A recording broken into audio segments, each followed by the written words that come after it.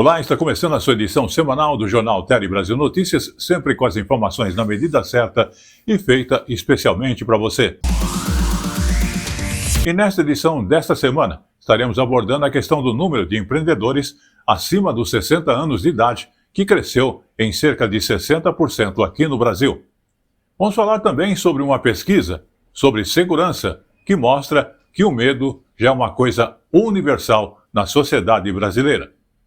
Vamos também falar sobre São Luís, na parte de turismo, a capital do Maranhão, e sobre as mais de 70 obras de artistas de todo o estado que estão em exposição na capital. Tudo isso e muito mais nesta edição do Jornal Tele Brasil Notícias. Então, vamos a ela. No ar. Tele Brasil Notícias.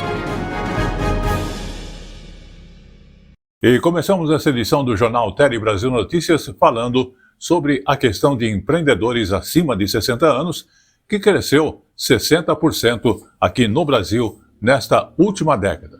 Já são quase 4,5 milhões de empresários dessa chamada economia prateada. Vamos conhecer mais detalhes sobre essa questão através da reportagem da Pref TV, que é da Rede Nacional de Comunicação Pública. Marta tem 66 anos e sempre gostou de trabalhar com atividades manuais. Uma delas, o artesanato com crochê. Peças bem trabalhadas e que hoje viraram uma fonte de renda para que ela empreendesse na terceira idade. Depois que eu me aposentei, aí foi que eu fui vendo que o crochê modernizou muito, né? Hoje em dia a gente faz bolsas, outras atividades, outros tipos de trabalho com crochê moderno, roupas. E aí eu fui gostando, aí vou olhando no YouTube, vejo uma novidade, aí faço, vendo. Uma trajetória de respeito e que trouxe a ela nesta fase da vida o prazer de trabalhar com o que gosta. Amo, porque é muito ruim a gente ficar sem fazer nada. Eu não gosto também de ficar só naquele trabalho. Aí quando eu enjoo de crochê, aí vou fazer bolsa, aí mudo de atividade e assim eu vou levando. Aqui e lá vendo alguma coisa. O empreendedorismo se encaixa em toda e qualquer idade. Tem gente que começa bem pequenininho, mas a economia prateada traz essa realidade para a terceira idade. Aquelas pessoas que estão na melhor idade e resolvem empreender. O Brasil soma 4,5 milhões de empreendedores da chamada economia prateada, que reúne os maiores de 60 anos. O número cresceu 58,6% na última década, de acordo com o Sebrae Nacional. A entidade desenvolve programas voltados para o chamado empreendedorismo sênior, focado em apoiar o público nesta faixa etária que deseja investir em negócios próprios. Em 2025, o programa atendeu 869 mil pessoas e a meta para este ano é chegar a 1 milhão. Muitos de nós passamos boa parte da nossa vida em atividades que gostamos, mas que tínhamos vontade de fazer outras coisas. E o empreendedorismo, nessa fase, é uma forma de trabalhar com serviços e produtos que nós tínhamos desejo lá atrás e colocar em prática o que a gente está sonhando agora, tá? Por que não? Todo dia é dia de montar um novo projeto e também ter uma vida melhor, uma vida boa. Vamos falar agora sobre um assunto que é bastante polêmico durante a semana. A IP manteve parada a fábrica de produtos líquidos em São Paulo, mesmo após conseguir da Anvisa, inclusive, a suspensão da decisão que proibia a fabricação e venda dos produtos que são a parte de limpeza, detergentes e outros tipos de sabões. Vamos observar mais detalhes nesta informação. Essa decisão da IP acontece um dia depois dela conseguir realmente derrubar algumas medidas impostas pela Anvisa. Essa fábrica de líquidos que você citou, ela fica em Amparo, no interior de São Paulo, e produz alguns líquidos da empresa, como lava-roupas, lava-louças e também desinfetantes. É importante lembrar que tudo isso começou na última quinta-feira, quando a Anvisa determinou a retirada de uma série de produtos da IP IP de circulação do lote 1 depois de constatar um risco microbiológico. Em nota, a IP diz que trabalha para que tudo isso seja resolvido de uma forma definitiva o mais rápido possível. Já a Anvisa mantém a recomendação para que não haja o consumo desses produtos por conta do risco biológico que ainda se mantém. Vamos agora falar de saúde e a questão do consumo abusivo daqueles suplementos alimentares que muitas vezes são usados sem recomendação médica e se tornou uma febre na busca, inclusive pelos padrões estéticos da moda. Produtos até mesmo como protein ou creatina também têm sido usados ou introduzidos, de forma inadvertida na alimentação infantil. Uma nota da Sociedade Brasileira de Pediatria está fazendo o seguinte alerta: esses produtos não devem fazer parte da rotina alimentar de crianças e adolescentes que são saudáveis. Vamos observar. A ideia de oferecer whey protein e creatina a crianças e adolescentes vem impulsionada por estratégias de marketing nas redes sociais e pelos discursos de influenciadores. Mas os produtos não devem ser administrados em crianças e adolescentes saudáveis. Whey é um produto industrializado e, quando saborizado, um ultraprocessado. É utilizado como fonte de proteína produzido a partir do soro do leite. Está presente na rotina de atletas e de pessoas que querem melhorar o desempenho em práticas esportivas, como a musculação e o crossfit, e ter ganho de massa muscular. Muitas vezes, o produto também vem com diversos tipos de adoçantes químicos e em formatos lúdicos que incentivam o consumo. As crianças, elas têm vias metabólicas ainda em construção, elas têm um fígado, um rim que ainda estão funcionando não como os órgãos de adultos, e esse excesso de proteína vai fazer com que haja uma sobrecarga tanto hepática quanto renal. Creatina é um composto nitrogenado derivado de aminoácidos, arginina, glicina e metionina. É uma substância produzida pelo organismo e também obtida por meio do consumo de carnes e peixes. É muito utilizada no contexto da prática esportiva e contraindicada para menores de 18 anos sem supervisão médica. A creatina, elas são usadas para que a gente consiga ter um pouco mais de energia, e usadas por adultos, com estudos muito seguros em adultos. Porém, nós não temos esses estudos em crianças. As crianças não precisam usar suplemento, a não ser que elas tenham alguma indicação médica. Proteínas são essenciais para o crescimento e desenvolvimento, mas a necessidade é superestimada em muitas postagens na internet. Crianças e adolescentes saudáveis consomem diariamente uma média que varia entre 0,85 e 0,95 grama por quilo de fonte de proteína. Um adolescente de 13 anos, por exemplo, que pesa 50 quilos e consome o topo dessa média, já teria as necessidades de proteína por dia atendidas ao comer um filé de 160 gramas de peito de frango. Uma criança de 5 anos, que tem aproximadamente 20 quilos, ela vai precisar de menos de 20 gramas de proteína por dia. E isso é muito facilmente atingido com alimentos in natura, com comida de verdade, Comendo carne, um ovo já tem 6 gramas de proteína, 2 fatias de queijo também tem 6 gramas de proteína, um pedacinho de carne, um bifinho de 100 gramas vai ter em torno de 20, 30 gramas de proteína. Então, isso é muito facilmente atingido com alimentação de verdade, sem necessidade de uso de suplementos. Vamos agora falar então de carros elétricos, porque só no primeiro trimestre, aqui no Brasil, registrou-se o emplacamento de mais de 100 mil carros elétricos. Isso, se você olhar bem, é quase o dobro do registrado pela Anfávia, inclusive que reúne os fabricantes de veículos no mesmo período do ano passado. Para dar conta dessa demanda crescente, um projeto, inclusive, que é piloto em Porto Alegre, colocou pontos, inclusive, de carregamento em vias públicas para que isso possa atender à necessidade da população. Um dos objetivos é testar a alternativa para facilitar a recarga desses veículos. A reportagem é da TVE do Rio Grande do Sul, que também é da Rede Nacional de Comunicação Pública. Vamos observar. O carregamento completo leva em média 40 minutos e tem tecnologia tanto para a segurança como para a operação simples por um aplicativo. No próprio carregador tem todos os passos que tu tem a seguir. Ele vai ter a possibilidade de tu inserir ou um cartão de crédito como equipamento ou uma carteira digital, onde o mínimo é R$20, justamente já para tornar fácil o acesso, e tu vai conectar o teu carro e vai sair carregando. Pelo próprio aplicativo tu vai conseguir ver qual a vaga, né, ou vai ter mais perto da tua casa com locais disponíveis, né?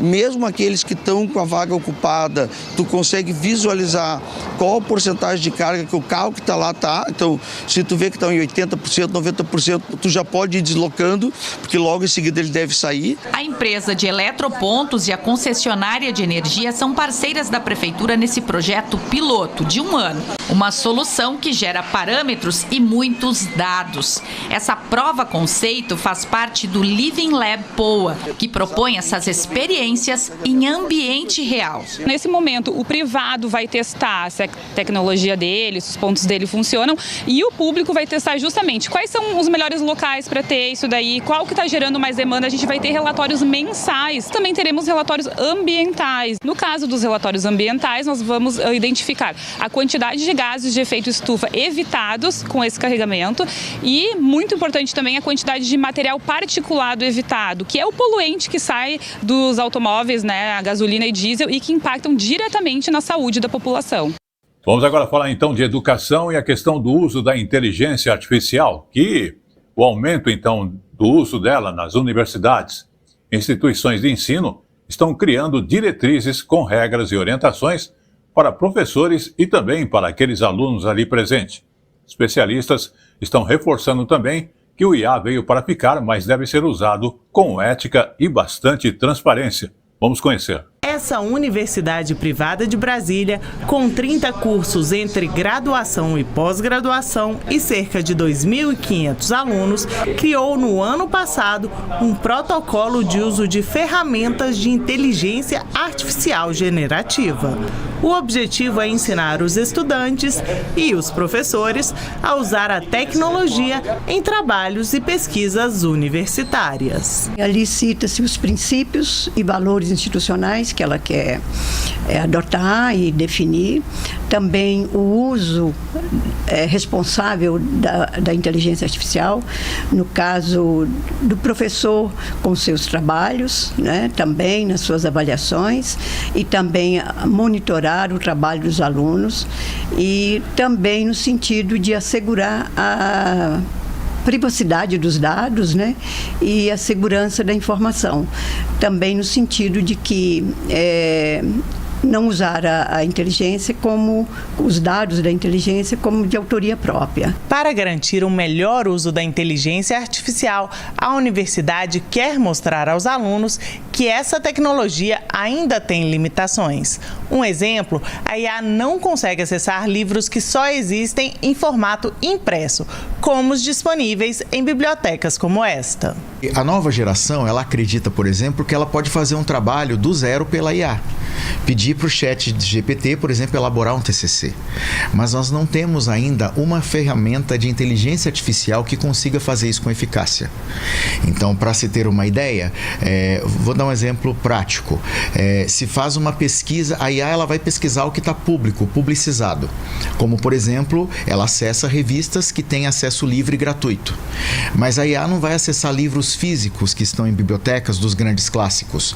Ela também não vai acessar esses livros em PDF, porque isso, muitas vezes esse PDF ele é ilegal. 84% dos estudantes e 79% dos professores brasileiros já utilizaram ferramentas de inteligência artificial no contexto escolar. No entanto, apenas 32% dos estudantes receberam algum tipo de orientação sobre o uso adequado dessas ferramentas.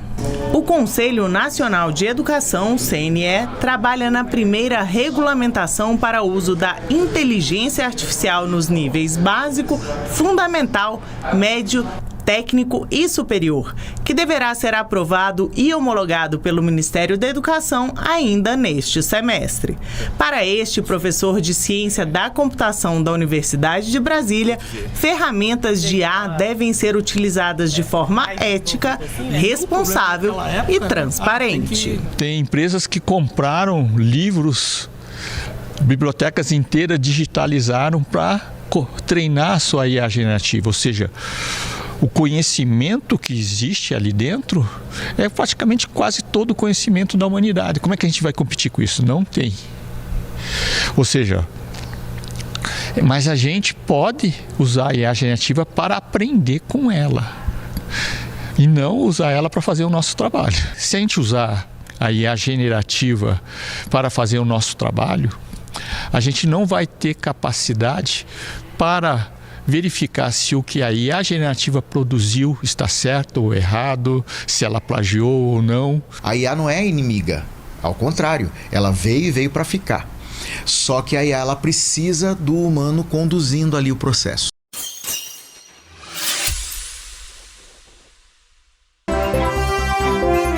A informação na medida certa que você gosta.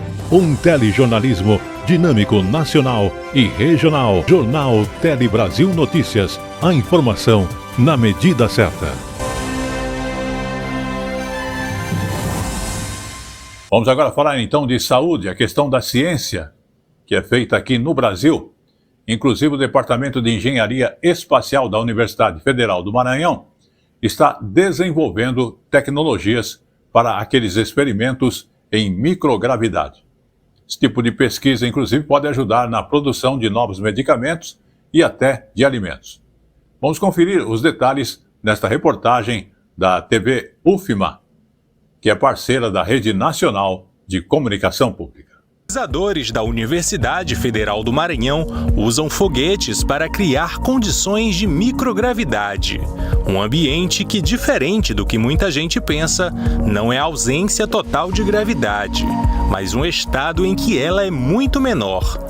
Nesse cenário, fenômenos físicos e químicos acontecem de forma diferente e podem revolucionar desde remédios até novas tecnologias. Você pode obter determinados resultados diferentes quando você tem a ausência dos efeitos da gravidade sobre determinados tipos de mecanismos, determinados tipos não só de mecanismos físicos, mas biológicos, tanto que você pode até desenvolver fármacos a partir disso, né? Gerar novos tipos de estrutura. Os experimentos são colocados em uma cápsula acoplada a um foguete. Ao atingir mais de 100 km de altitude, ela permanece por alguns minutos em microgravidade antes de voltar à Terra. Essa plataforma ela é fundamental para ser colocada nos foguetes brasileiros. Nós temos 2 foguetes então, que é o VSB e o VSB-30, né? E esses foguetes eles podem, né, conduzir essa plataforma a determinada altitude e com isso ela experimentar o efeito da microgravidade. Aqui no laboratório, os pesquisadores simulam condições que se aproximam do ambiente espacial. Mas é nos voos suborbitais que os experimentos realmente ganham outra dimensão, permitindo descobertas que não seriam possíveis na Terra. A gente participar de um projeto como esse, a gente aplica não só o que a gente aprendeu, mas a gente participa de um projeto de magnitude nacional. Então a gente está trabalhando com grandes pesquisadores e isso já é uma grande realização para a gente como aluno. Agora, a UFMA passa a ter um papel estratégico na gestão desse programa no Brasil, além de desenvolver tecnologias que ajudam na recuperação dos experimentos após o pouso. Nós estamos auxiliando na parte de resgate dessa plataforma, ou seja, foi desenvolvido no nosso laboratório um sistema de localização, né, que vai estar sendo embarcado junto à plataforma para que a gente possa facilitar o resgate quando ela cair no mar e você precisar encontrá-la, a plataforma, e trazer de volta em solo. Vamos agora então falar de segurança, uma pesquisa divulgada pelo Fórum Brasileiro de Segurança Pública e é uma parceria inclusive com o Instituto Datafolha, está mostrando que o medo já é universal na sociedade brasileira.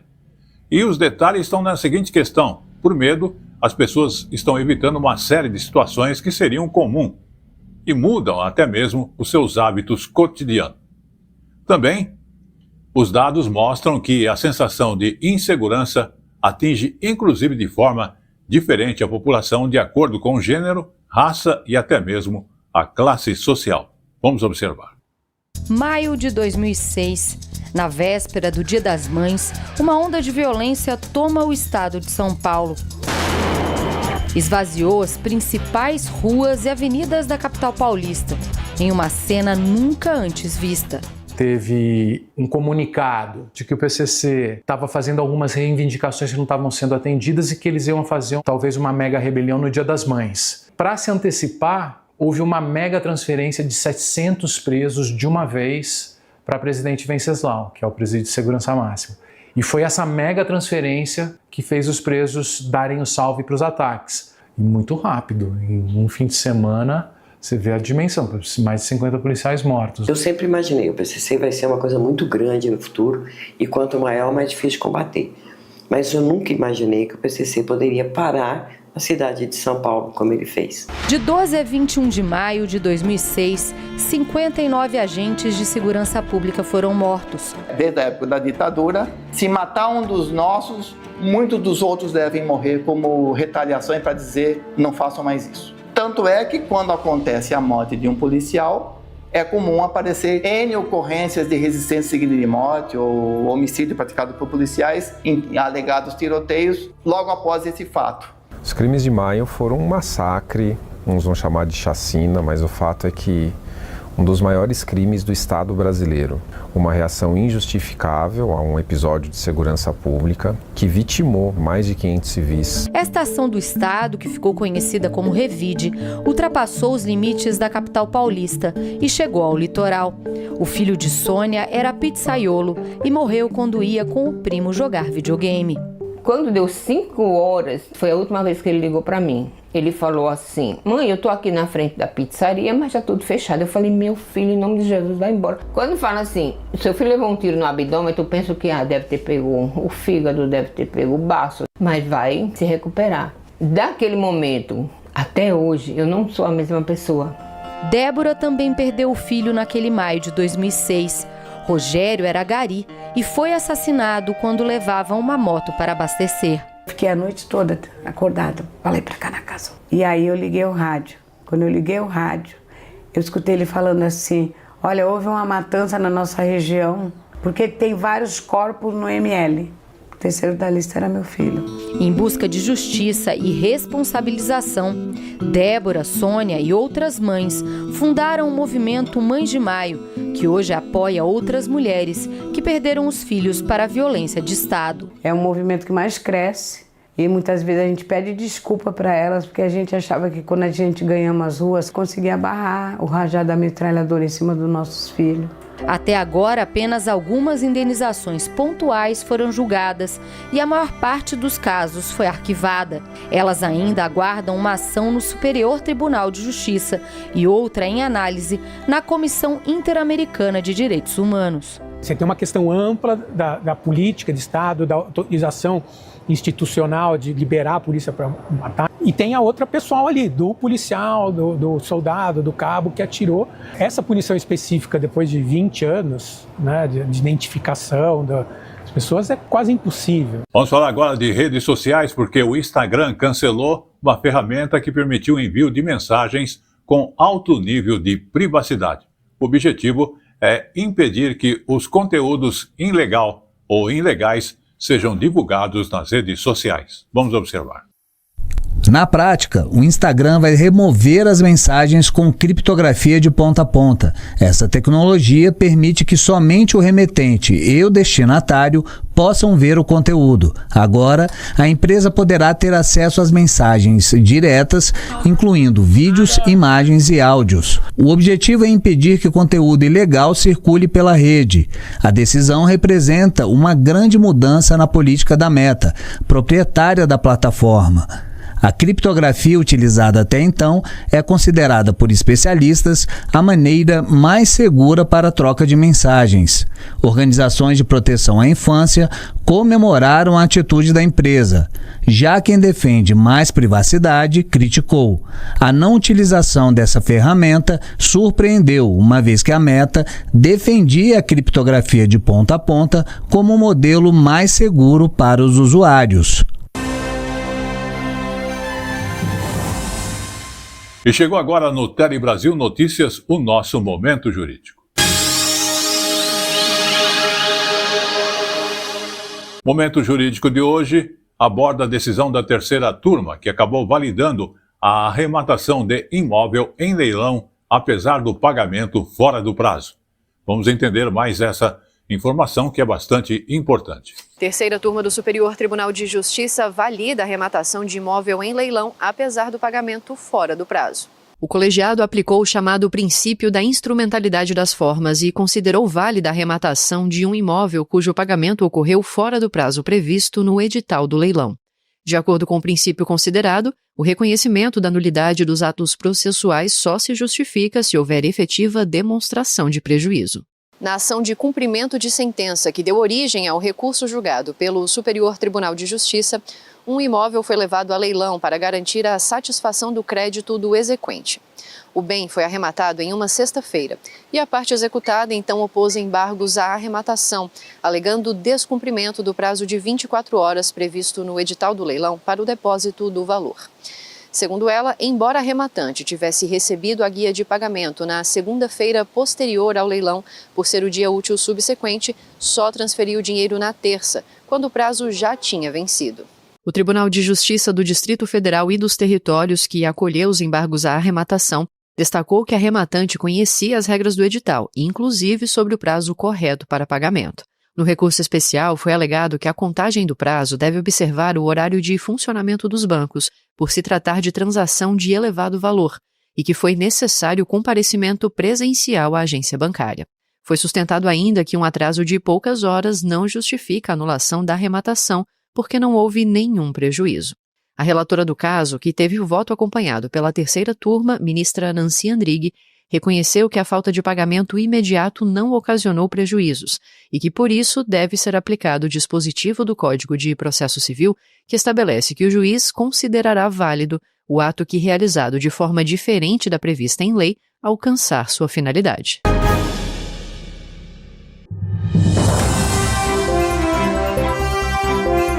A informação na medida certa que você gosta. Um telejornalismo dinâmico, nacional e regional. Jornal Tele Brasil Notícias. A informação na medida certa.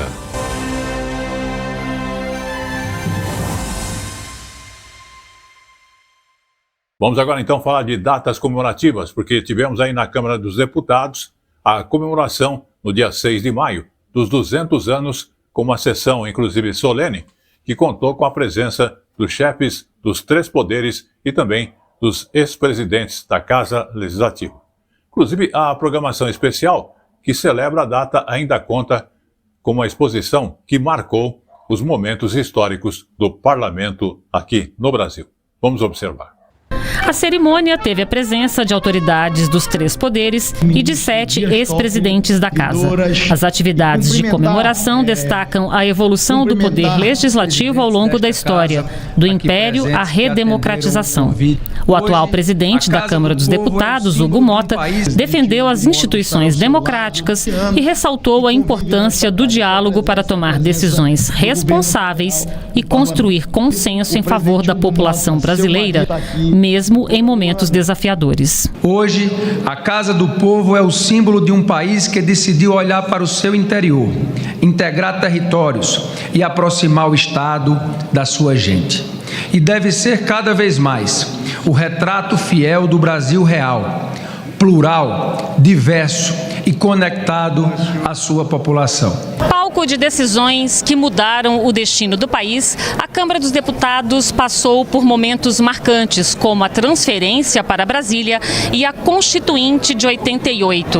Mas também passou por problemas ao longo de sua história. Foi dissolvida 18 vezes. Hoje, a Constituição brasileira proíbe o fechamento da Câmara. O presidente do Congresso Nacional e do Senado, Davi Alcolumbre, também participou do evento. No discurso, valorizou o trabalho conjunto realizado entre as duas casas legislativas. Faço questão de destacar o laço indissolúvel que une as nossas instituições. Senado e Câmara são historicamente e constitucionalmente casas irmãs. O sistema bicameral não é apenas uma estrutura de governo, ele é um mecanismo de equilíbrio, de diálogo, de aperfeiçoamento legislativo. Quando a Câmara dos Deputados e o Senado Federal trabalham lado a lado, o grande beneficiado é o povo brasileiro. Todos os ex-presidentes receberam uma placa comemorativa e discursaram. Na Galeria Teresa de Benguela, a exposição que leva o título A Origem do Legislativo Brasileiro relembra os momentos históricos da Câmara. Vamos agora falar de uma realidade no Brasil que registrou 1.600.000 crianças em situação de trabalho infantil, segundo o último levantamento do IBGE sobre o assunto. Quase 20% delas estão atuando em atividades agrícolas. São crianças que deixam, inclusive, de estudar e têm menos chance de um futuro até mesmo melhor. Do outro lado, no Piauí, um projeto de alfabetização tem mudado a vida de quem não se alfabetizou na idade certa. Inclusive, recomendada por não ter frequentado a escola, porque ele trabalhava. E tem aluno que vai para a sala de aula, inclusive com mais de 90 anos. Vamos observar nesta reportagem da TV Picos, parceira da Rede Nacional de Comunicação Pública. São muitos os caminhos da vida. Nem todos começam com um caderno na mão. Para seu José Manuel, o caminho começou na roça, no trabalho pesado. Por muito tempo, a escola ficou distante, enquanto a vida pedia pressa, força e sustento. Era trabalhando na roça, era plantando, era limpando feijão, quebrando milho, né, brocava, fazia tudo. Tinha que se sustentar, porque ele não se sustentava, passava fome.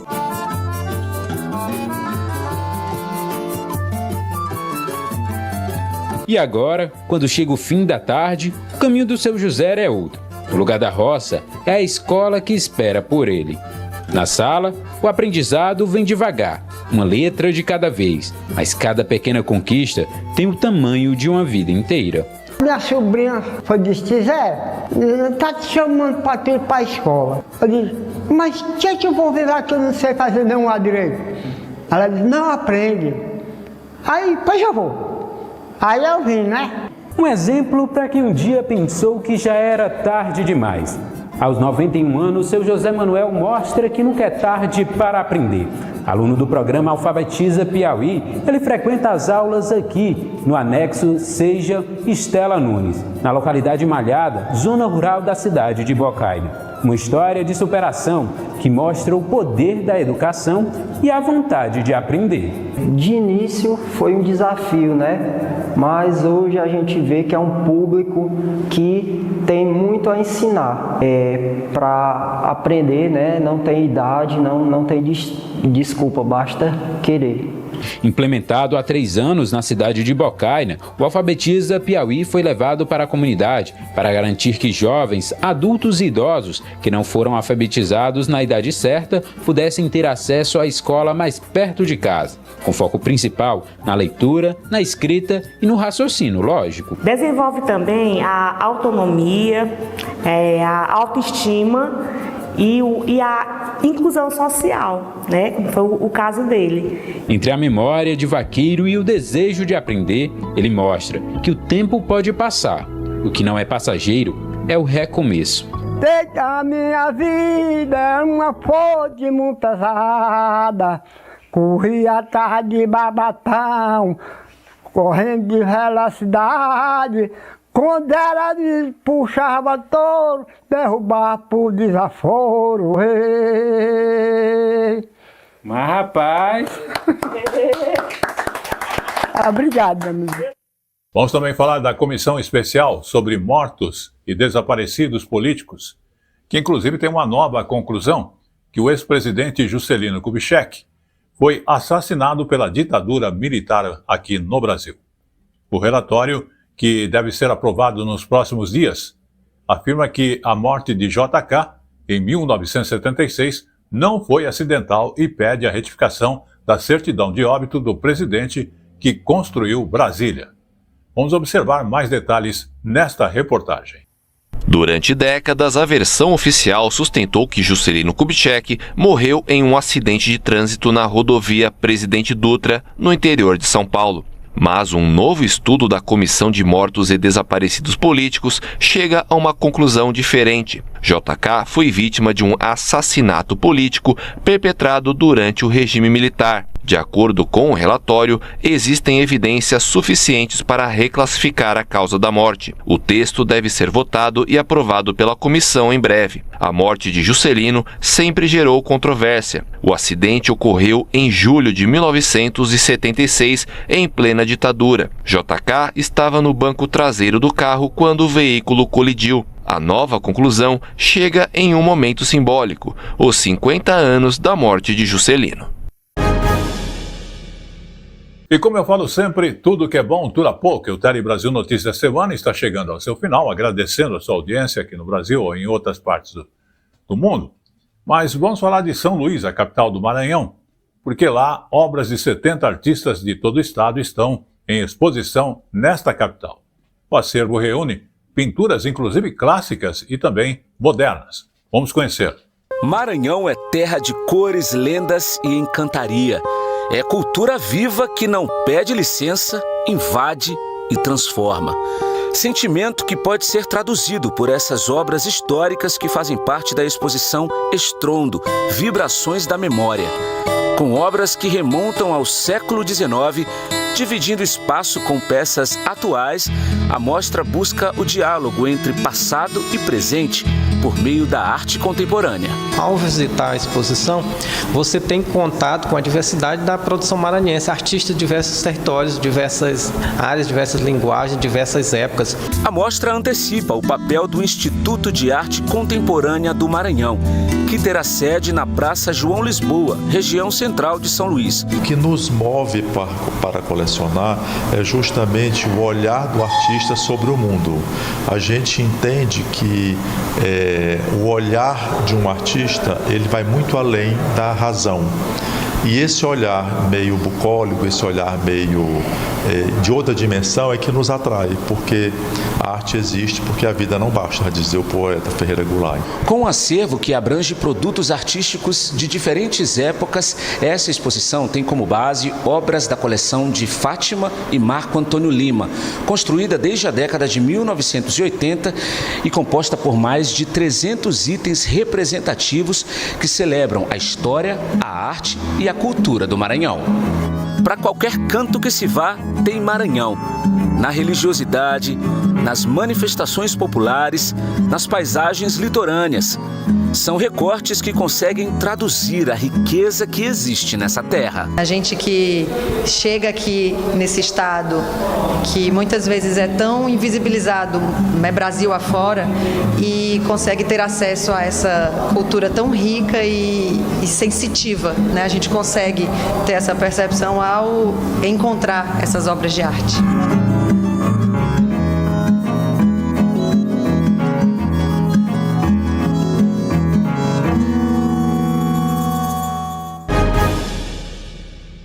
E com essa última informação, o Tele Brasil Notícias da semana vai ficando por aqui. Lembrando que você pode rever as nossas informações através do nosso site, que é telebrasilnoticias.com.br, ou mesmo através do YouTube, @Jornal Tele Brasil Notícias. Também você pode ver através do Face, a Hora da Notícia, Rádio e TV, outros detalhes e outras informações. Agradecemos o trabalho de nossa equipe técnica e estaremos de volta na semana que vem. Até lá!